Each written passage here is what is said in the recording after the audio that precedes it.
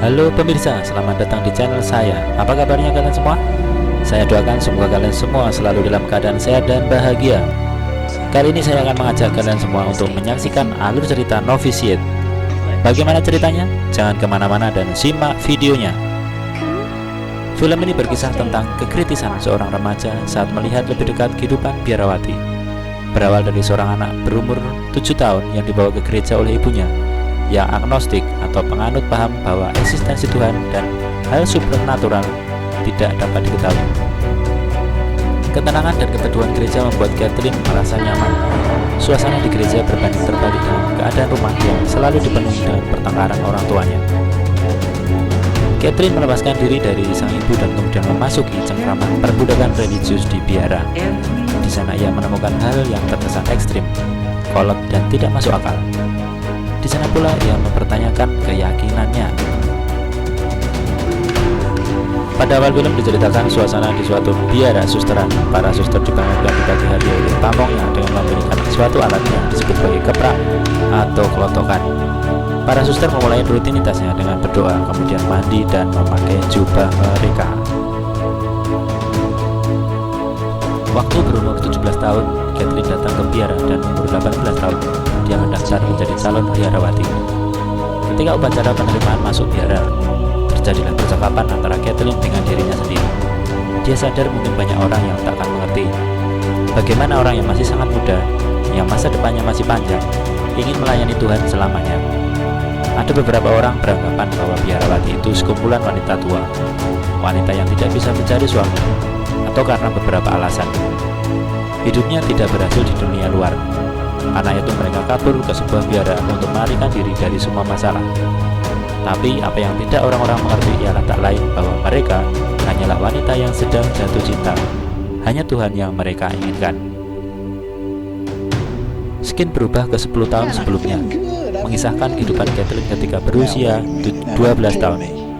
Keluarga Catherine sebenarnya tidak menganut agama apapun. Namun hari itu mamanya mengajak Catherine untuk ke gereja Katolik pada hari Minggu. Sepulang gereja, mamanya bertanya pada Catherine, apa yang menarik dari acara gereja tadi? Catherine menjawab bahwa dia merasakan suatu kedamaian. Mamanya memberi kebebasan pada Catherine untuk memutuskan apa nanti agama yang akan dianut.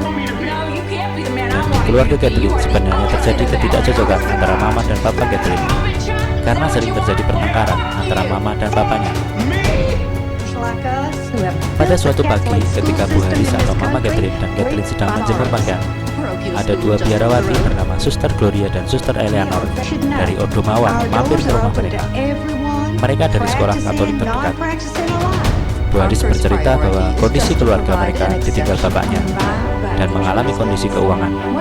Maka kedua suster tadi menawarkan beasiswa penuh untuk membantu Catherine.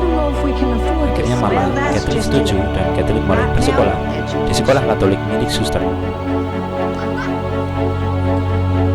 Di sekolah, Catherine menjadi sosok yang penyendiri dan suka merenung. Ada seorang suster namanya Suster Margaret. Suster Margaret mengajak Catherine untuk berjalan-jalan ke gereja dan menjelaskan mengapa alasan dia menjadi biarawati. Dan Catherine sempat menanyakan apakah Allah dan Yesus itu nyata, karena sejauh ini ia hidup dalam keluarga yang tidak beragama.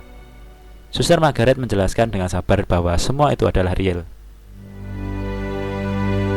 Catherine menghabiskan waktu kosongnya di luar belajar untuk merenung di dalam gereja. Akhirnya Catherine memutuskan untuk masuk biara. Keinginan itu sempat diucapkan kepada Suster Margaret, dan salah satu syaratnya adalah meminta izin kepada orang tuanya. Ketika meminta izin kepada mamanya malah memarahi Catherine, dan ia menganggap bahwa menjadi biarawati adalah ide terbodoh dalam hidup ini, karena menyia-nyiakan waktu di biara dan menyia-nyiakan kehidupan. Agak susah menjelaskan ke mamanya bahwa Catherine merasa jatuh cinta pada Tuhan.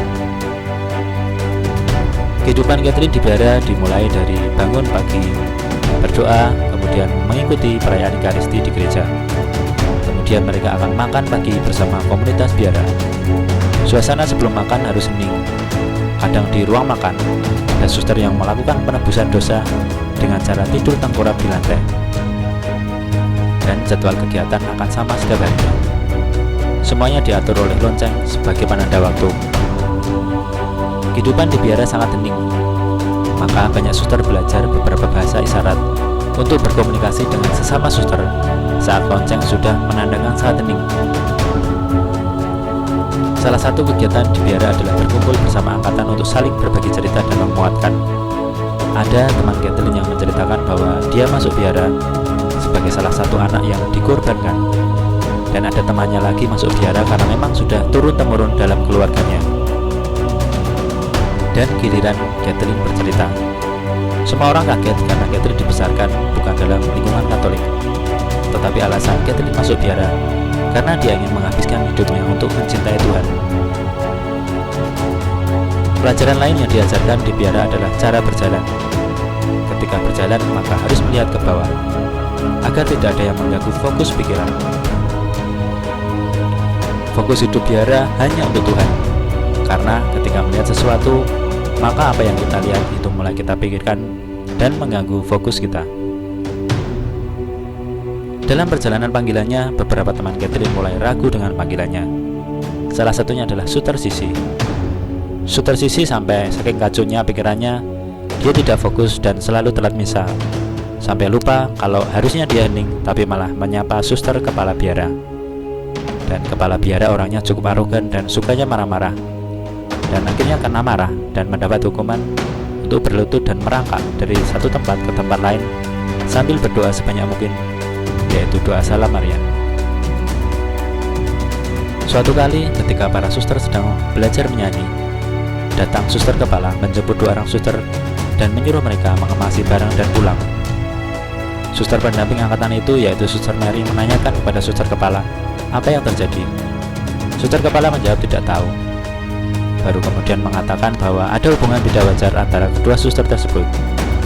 Suster Mary sempat berdebat dengan suster kepala dan mempertanyakan motivasi dari semua yang dia putuskan di komunitas itu, karena tidak suka dengan cara dia memimpin komunitas yang cenderung arogan dan suka menyembunyikan informasi, terutama terkait Konsili Vatikan II, dan kemudian terjadi perdebatan antara keduanya. Waktu berjalan dengan cepat, akhirnya para suster mengucapkan janji mereka di gereja. Rambut mereka dicukur dan mereka mendapatkan jubah mereka, dan orang tua masing-masing juga hadir di sana. Dalam film ini dikisahkan suster kepala biara adalah orang yang kaku dan suka menekan para suster. Apalagi ketika suster tidak sesuai dengan apa yang keinginan suster kepala, maka para suster akan dihukum seperti disuruh menghukum dirinya sendiri. Caranya macam-macam, antara lain dengan cara menjambuk diri sendiri, dan cara lainnya adalah menghukum diri sendiri demi menebus kesalahan dengan membuat diri mereka lapar atau mati raga. Tindakan seperti itu dianggap sebagai pengorbanan diri yang total untuk Tuhan pada saat itu. Suster Kathleen menyadari dirinya banyak kesalahan, maka ia menghukum dirinya sendiri dengan sengaja membuat dirinya kelaparan. Dan pada suatu hari dia jatuh pingsan karena mungkin sudah berhari-hari tidak makan. Namun akhirnya Suster Kathleen mengerti bahwa mati raga itu sebenarnya bukan masalah fisik saja, tapi juga menahan diri dari hal yang bersifat jiwanya. Pada suatu ketika, suster kepala membacakan salah satu keputusan Konsili Vatikan II yang akhirnya menghapus cara menghukum diri seperti itu. Suster kepala sebenarnya sangat merasa bersalah atas apa yang dilakukannya selama ini yang terlalu kaku. Suster Kathleen sebenarnya mencerminkan bahwa seorang suster adalah manusia biasa. Dia juga membutuhkan rasa cinta dari orang lain. Dan pada suatu malam, Suster Kathleen terjerumus dalam tindakan tidak terpuji. Ia memiliki hubungan khusus dengan salah satu teman suster lainnya. Namun akhirnya pada saat pengakuan dosa di depan suster kepala, Suster Kathleen mengakui kesalahannya dan dihukum untuk merangkak di depan teman-temannya sambil memohon pengampunan. Dan di akhir cerita diceritakan bahwa Suster Kathleen akhirnya mengucapkan kaul kekal kehidupan biaranya di depan altar. Dan karena dia sudah mendapatkan apa yang dia cari, dan sungguh ending yang membahagiakan. Sampai bertemu di alur cerita lainnya.